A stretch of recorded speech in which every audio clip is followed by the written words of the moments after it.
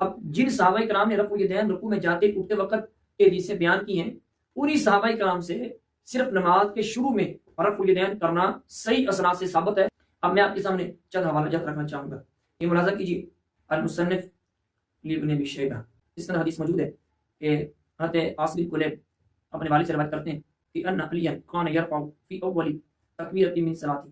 ثم لا یعود، کہتے ہیں کہ حضرت علی رضی اللہ تعالی عنہ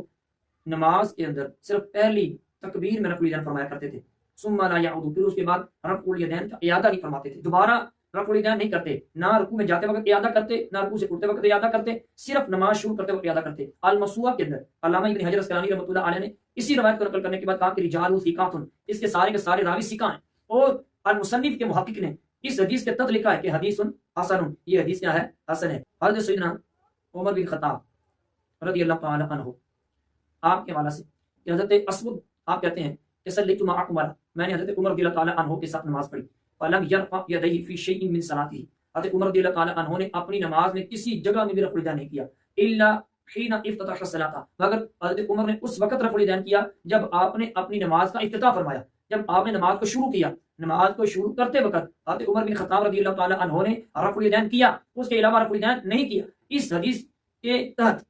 اس کتاب کے محقق نے کہا کہ حضرت عمر والی حدیث بھی کیا ہے؟ صحیح ہے۔ حضرت عمر فاروق رضی اللہ تعالی عنہ سے بھی صرف نماز کے شروع میں رفع الیدین کرنا صحیح حدیث سے ثابت ہے۔